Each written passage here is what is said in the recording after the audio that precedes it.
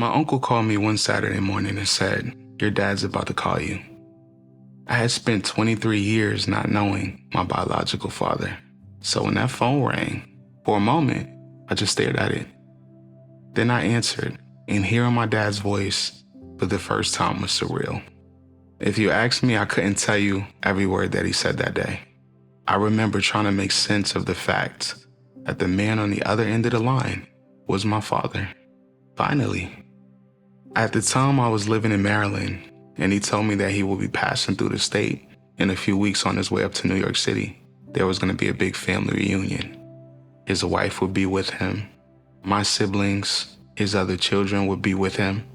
And just like that, not only was I going to meet my biological father, I was going to meet my brothers and sisters for the first time. An entire family that I did not know. An entire life that had already happened without me.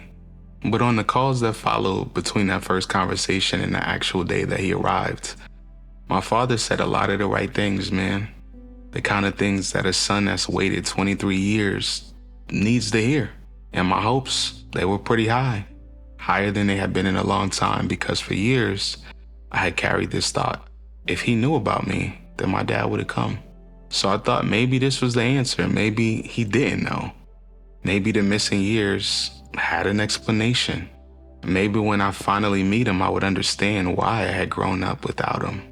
Maybe I would finally feel like I belonged somewhere. Then he came. I met my siblings. I met his wife. I met people who shared my blood, but who had never shared my life. And that first meeting went really well. I'm not gonna lie to y'all, family. For a moment, I felt something I had not felt before. Like I felt like I had finally found the missing piece. Like maybe my story was about to change, but then months passed, and little by little, the man I had constructed in my mind and the man he had described himself to be on those phone calls did not match what I was seeing. The words were one thing. My dad is very eloquent, very smooth, but the presence was another. The promises were another. The pattern was another. And every time that those things didn't match up, it reached back into the same place inside of me. That place that I spent 23 years wondering why I was not chosen. Some disappointments don't just hurt you, and they don't just hurt the man you are. They wake up the boy inside of you that you thought had already survived.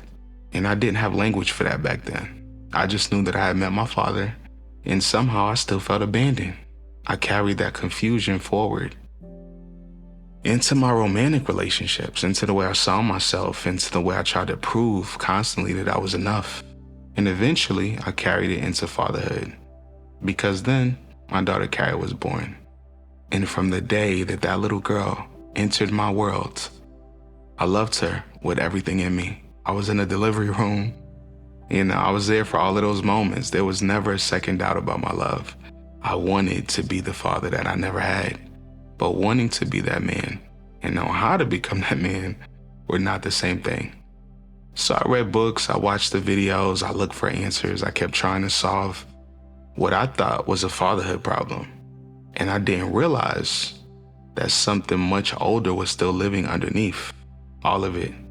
Something that had nothing to do with whether or not I loved Carrie, and everything to do with what I had learned about fathers, love, presence, and worth before I was old enough to even name any of it. Stay with me. By the end of this video, I'm going to show you why a man can finally meet the father he spent his whole life looking for and still feel abandoned inside. And I'm going to share how I personally learned that lesson firsthand through the scars of my own story before I could stop waiting for a man to heal the part of me my daughter should never have had to carry. But first, if I love Carrie that deeply, then why did becoming the father that I wanted to be still feel so hard? Here's the answer. It felt so hard because love gave me a reason to become better, but it didn't give me a blueprint for what I had never seen. I loved my daughter enough to die for her. I loved her enough to work hard for her. I loved her enough to want every good thing that this life could give her. But there were moments when I realized that loving my daughter deeply was not the same as knowing how to make her feel deeply loved. There was a vast difference between those two things. And if you grew up without a father, or with a father who was physically there but emotionally far away, then you understand that difference. You can know that your father provided. You can know that he came home every night. You can know that he made sure all of the bills were paid, and still not know what it feels like for your father to really see you, to be curious about you, to sit with you when you're hurting, to make you feel like your emotions don't inconvenience him, to give you the kind of safety that lets a child become fully themselves. I didn't have a map for that. So when Carrie was born, I did what I thought responsible fathers were supposed to do. I started searching. I bought the books, I watched the videos, I listened to podcasts. Every time somebody said they had the key to becoming a better father, I listened. Not because I was looking for something else to watch, but I was actually really looking for directions. I wanted someone to explain fatherhood in a way that made sense to a man who was trying to build something that he never lived inside of. But the answers kept feeling incomplete. Now, I'm not gonna lie, some of them gave me better habits. Some of them gave me better words. Some of them gave me things to do with my daughter. And all of those things mattered. But there was still something underneath all of it that I just couldn't explain. It was like I had been handed a map with every street name missing. Like I knew I was supposed to get somewhere. I just didn't know for the life of me which direction to go in. My daughter's mom used to tell me constantly, "You can be such a better dad. I know you can." And if I'm honest, those words really irritated me. Not because she was wrong, but because she was right. Like I knew I could be better. I knew I was leaving things on the table. I knew that there were moments when I didn't know how to respond. Moments I didn't know how to be present. Moments when I felt like I was trying to build a house with tools I had never been taught how to use. But every time I heard you can be better, the questions inside of me got louder. But one in particular, how? How do you become something you have never actually seen? How do you give your child the kind of emotional safety nobody ever showed you how to create? How do you lead with patience when your own nervous system learned to survive by staying guarded? How do you make your child feel chosen when part of you is still trying to understand why you weren't? That was the part that nobody could quite answer with a parenting tip. Because I was not just searching for better parenting. I myself was searching for a father, or at least I thought I was. I thought if I could just find him, hear my dad's story, understand what had happened, and finally get the relationship, like that relationship right, then I would have the missing blueprints in my hand. Then I would know how to become the father Carrie deserved. But there's something that I had not learned yet. A father can give you life without ever giving you a model for how to live it. And that is why meeting my biological father meant so much to me. It was not only about having the answers for the past, it was about hope for the future. I thought he held the parts of me that was missing. I thought he was the man who could finally explain why fatherhood felt so much harder than I thought it should be. But why did I place that much hope in a man that I had never known? Why did a 23-year-old son still believe meeting his father could finally make him whole? That is what we need to talk about next. Because why did I believe finding my father would give me the answers I could not find anywhere else? Here's the answer. I felt that way because when a boy grows up without his father, he doesn't just lose a person. He loses an explanation. He loses somebody who was supposed to help him understand who he is. Somebody who was supposed to say, "You belong here. You matter." Somebody who was supposed to teach him what strength looks like when it's gentle, what correction feels like when it's love, and what it means to be a man without having to earn the right to be one. And when those answers are missing, a boy does what boys do. He starts trying to make sense of the silence. And maybe my father didn't know. Maybe he wanted to come and he couldn't. Maybe there is a reason once I hear it that will make all of this hurt less. But that was the story I built around my father.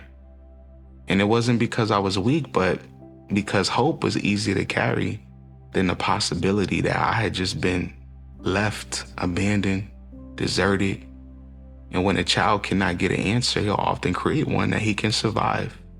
So for 23 years, I carried a version of my father in my mind.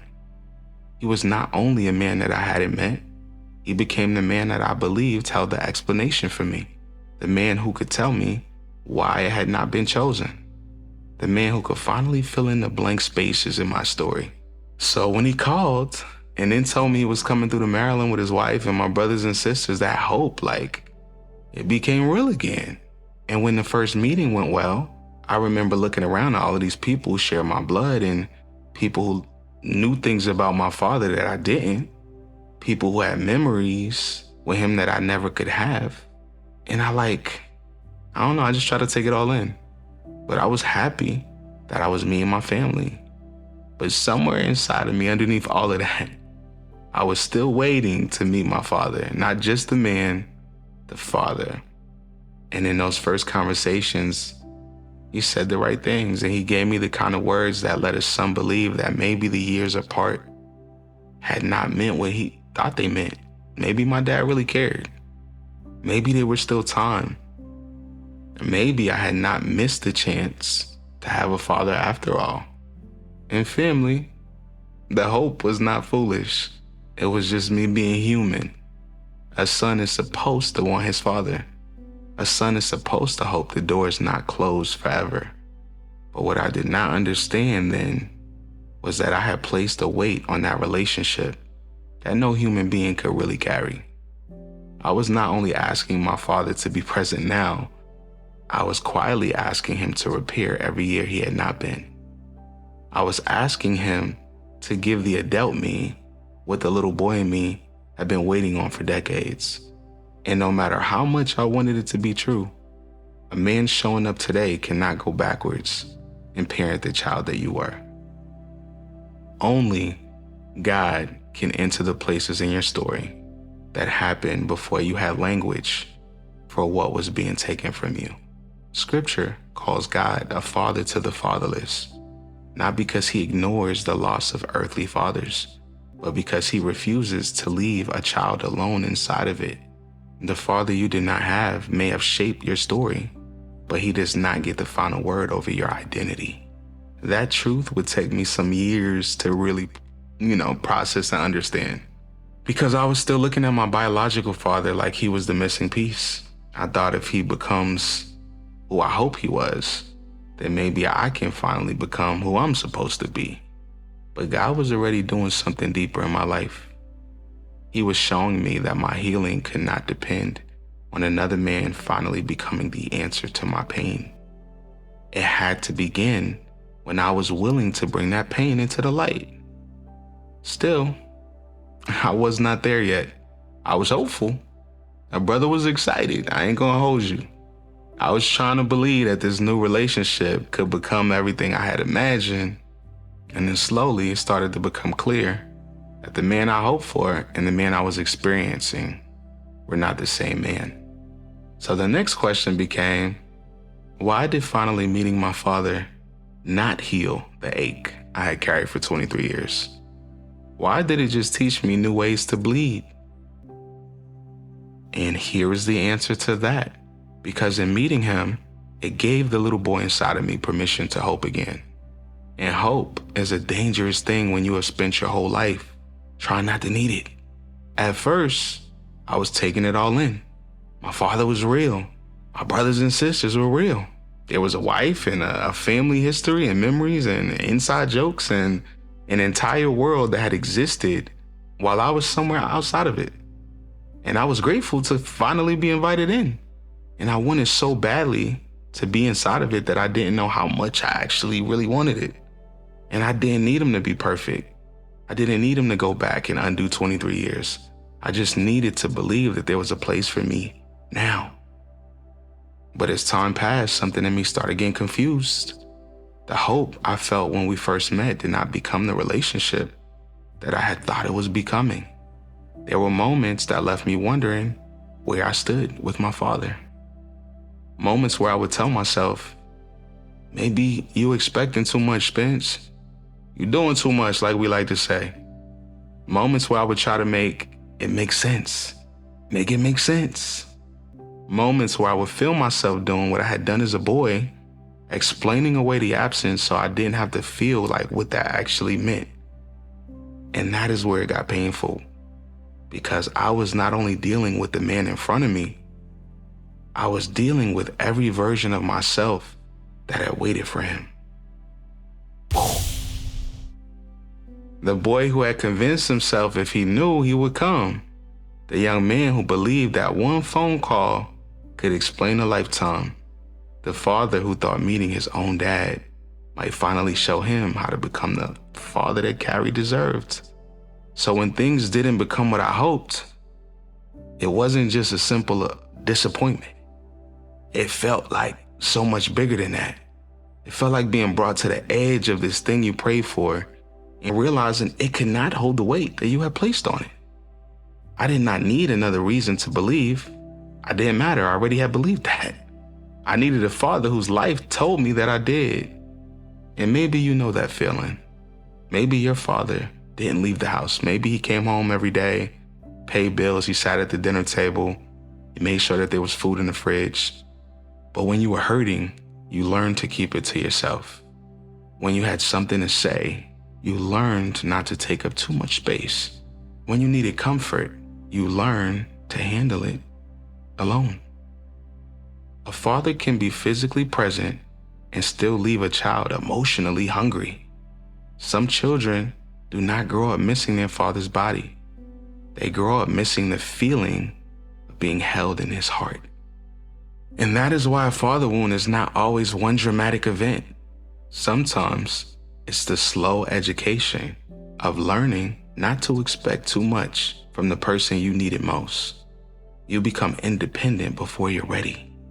You become guarded before you understand why. You stop asking for what you need because life has taught you that that leads to disappointment. And then years later, you just call it your personality. That's just how I am. Call it being tough. Call it being self-sufficient or self-made. You call it not needing nobody. I'm good. I'm good. But underneath it all, there's often a boy who got tired of standing at that same emotional door. And for me, meeting my biological father forced me to see that I had been waiting for him to do something that only really healing internally could do for me. I was asking him to go backwards and become the father I needed when I was young. I was asking him to settle a question inside of me that had been growing since childhood. Am I worth showing up for? But no human being can go backward and parent the child that you used to be. And no father's change, if it even ever comes, can be the only doorway to your healing. And that was painful for me to accept, because it meant that I had to stop waiting for him to become the answer to what was happening inside of me. I'm telling you, family, closure is not always getting the father you deserved. Sometimes it's releasing the belief that your healing has to wait on him. And that is where God began meeting me differently. Not by telling me that the loss didn't matter. Not by pretending the hurt was small. But by showing me that I had never been abandoned beyond his reach. That even in the places where an earthly father had left emptiness, my heavenly father could still bring truth, could still bring identity, and could still bring healing. But first, I had to understand what I was carrying, because if finding my father didn't heal what was inside of me, then what was the invisible thing that I had been carrying into every relationship, every fear, and every part of my fatherhood with my daughter? That question followed me all the way into a therapist's office. The invisible thing that I had been carrying, it had a name. I was sitting in my therapist's office trying to explain why fatherhood felt harder than I thought that it should feel. I told him about not knowing my biological father. We spoke about me meeting him and then still feeling empty. I told him how much I love Carrie, how badly I wanted to be a great father to her, how I kept reading, searching, trying, and still feeling like something was missing that I couldn't explain. He listened. My therapist is a good listener. Shout out to him. And then he looked at me and he said 2 words I never heard before. Father wound. I just sat there. Father what? At first I thought he was talking about my father, but he was talking about me. He was talking about the part of me that had learned something from being left without answers. The part of me that had learned to question whether I mattered. The part of me that wanted connection, but did not always know how to receive it. The part of me that wanted to give Carrie everything that I never had, but didn't always know how to give her the things that money couldn't buy. Because I was a good provider, y'all. You know what I'm saying? No shag. And for the first time, I didn't feel like the broken man that I thought I was, who just could not get fatherhood right. I felt like a man who had finally found an injury he had been trying to work around his whole life. The question inside me then changed. For years, I had been asking, what's wrong with me? Why do I react like this? Why is this harder for me? Why do I keep feeling like I'm not enough? But that day, I started asking a different question. What happened to me? And family, those are not the same questions. One of them puts you on trial. The other lets you become curious about your own story. One says, you are the problem. The other says, there's a pain here that needs to be understood. You cannot heal the man that you're trying to still convict. Now, that did not excuse anything that I had done or not done as a father. It did not mean that I could blame every struggle on my father and walk away from the responsibility. It meant that I finally just had a place to begin. Because when you cannot name the wound, you will keep just treating the symptoms, right? You'll keep calling it anger. You'll keep calling it just being guarded. You will keep calling it working too much. You'll keep calling it this is just the way I am. I've always been like this. And all the while, something underneath might still be trying to protect the little boy who never got to feel safe. But then I thought about Carrie. I thought about the little girl who God had entrusted to me and her mother. The little girl watching me learn what love looked like in real time. And I realized something that brought more weight than anything I had discovered about myself. My healing was never only just about me, because every father hands down something. Every father. We hand down the way that we handle disappointment, the way we apologize, the way we love, the way we shut down, the way we speak about ourselves, the way we make our children feel when they walk into the room. We are always handing something to them, even when we don't mean to, even when we're silent, especially when we're hurting. Legacy is not what your child receives after you're already gone. It's what they're experiencing from you right now while you're still here. That is when I stopped asking, how do I heal? And I started asking a question that hit me even harder. What happens to Carrie if I don't? What does she inherit if I keep allowing an old wound to choose my current reactions? What does she learn about love if I keep trying to give it from places in me that I've never allowed God to heal? Now, I could not go back and become the little boy who had a father beside him. I couldn't. That wasn't an option. But what I could do was I could make a decision that the pain that I carried would not become the inheritance that I gave my child. And that is where this story begins to turn. Not because I had all of the answers at this point, I didn't. And not because the wound disappeared the same day that I named it, but because I finally understood that I did not have to hand it forward. So now we have to answer the question that brings this whole conversation home. If a father wound can follow a man into the way that he sees himself, how he loves people, how he fathers his children, what does healing actually look like? And how does he make sure that his child receives something different from him? We're going to answer that in a moment. But first, at the beginning of this video, I promised that I would show you why a man can finally meet the father he spent his whole life looking for and still feel abandoned inside. So here's the answer. Because meeting your father and healing from his absence, silence, his inconsistency, or the emotional distance and what that did inside of you are not the same thing. I thought finding my biological father would settle the questions I had been carrying inside of me since childhood. Did I matter to him? Was I worth coming for? Was there something wrong with me that made it easier to leave me behind? But no conversation, no reunion, no explanation, and no future promise could go back and father the little boy I had been. That is not because meeting him did not matter. It did. It is because I had unknowingly asked that relationship to do something that only healing could do. And I needed more than an answer from my father. I needed freedom from the belief that my worth had been determined by what he did or did not give me. A father may be part of the story of your wounds, but he does not get to be the author of your worth. And at the end of the last section, I asked, if a father wound can follow a man into the way he sees himself, how he loves people, and fathers his children, what does healing actually look like?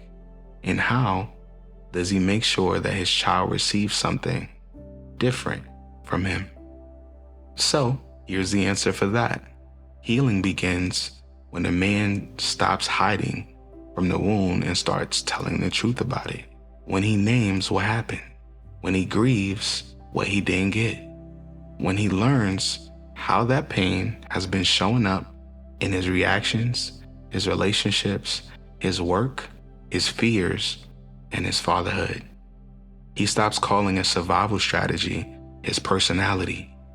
He stops calling the old wound just the way I am. And then, by the grace of God, he starts choosing something different. Not perfectly, not overnight, but deliberately, intentionally. And when his child reaches for him, he notices the part of himself that wants to shut down, and he stays anyway. When shame tells him he's failing, he remembers that awareness is not failure. Awareness is where rebuilding begins. When he gets it wrong, he doesn't disappear into guilt. He repairs. He says, I'm sorry. He says, you did not deserve that from me. He says, Daddy is still learning, but I'm going to keep doing the work. I'm going to keep showing up for you. Healing is not becoming a man with no scars. Healing is refusing to make your children live inside the places you were wounded. And this is where scripture changed everything for me. Psalms 27, verse 10 says, for my father and my mother have forsaken me, but the Lord will take me in. David doesn't pretend that being forsaken by the people who were supposed to protect him doesn't hurt. It hurts. But he puts the abandonment and God's response into the same sentence. Human beings may fail you. The people who should have shown up may not have shown up. A father may leave you with questions that he never can answer. But God's willingness to receive you is not dependent on whether your earthly father knew how to receive you well. That is what the Lord will take me in means. God doesn't stand at a distance asking you to get over the absence before he comes close. He meets you in the place where it mattered most. He receives the boy who still wonders why nobody came. He receives the man who built his whole life around trying to not need what he never got. And God begins to father him in the places where an earthly father left him empty. That will never erase what happened. But it does something more powerful. It removes the authority that absence had over the rest of your life. Your father's failure may explain part of your pain, but it does not get to predict your legacy. What hurt you just becomes part of your testimony. It does not have to become your child's inheritance. Now let's go back to the father in the story that we've been talking about.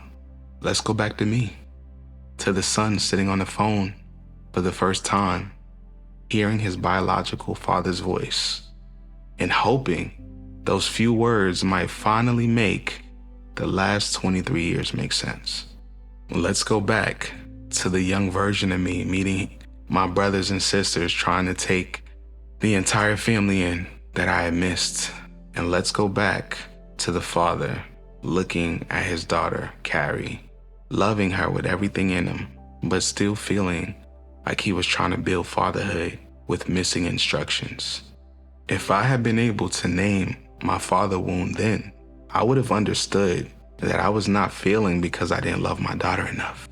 I would have understood why no amount of parenting information could fully answer what was happening underneath the surface.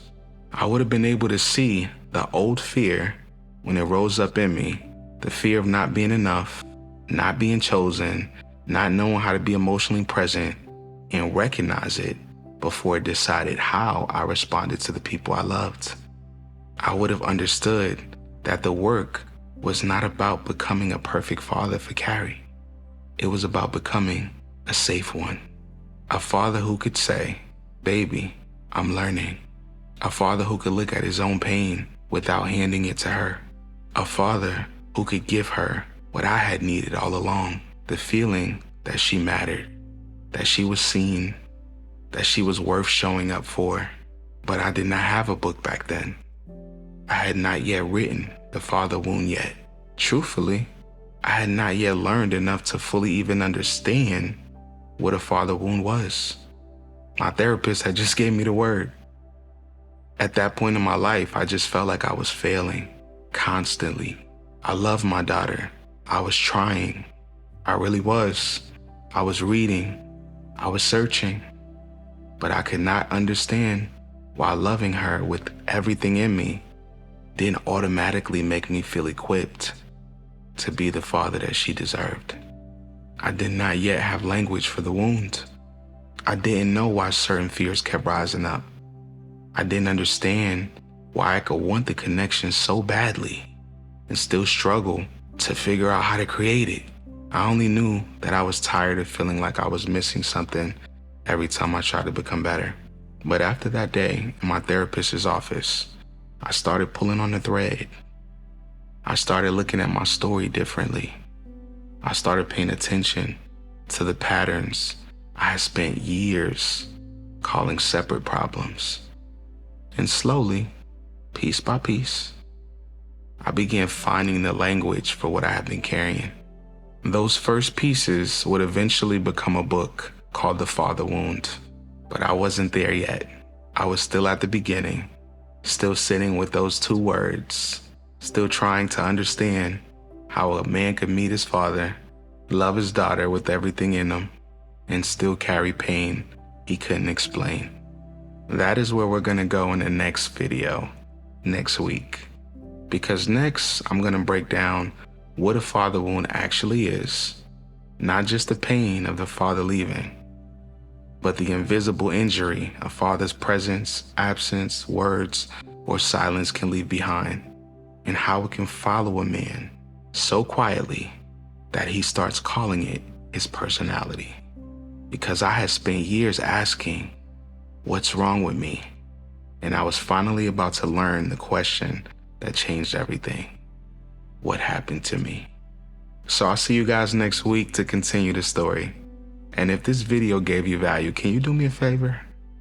Please like this video, leave a comment to what hit you, subscribe to the channel, and share with another father who might need it. Not just because it helps me, but that is how YouTube knows that this conversation is valuable.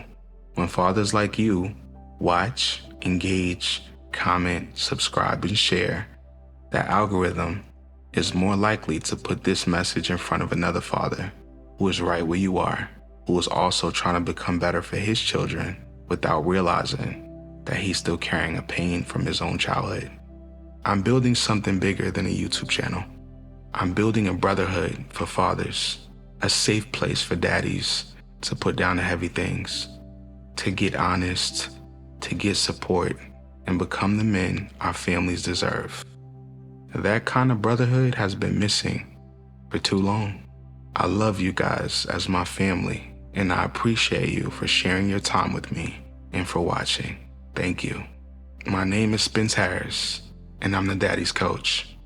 From hustle to home, this is Fatherhood Rebuilt. God bless. I'll see you on the next video.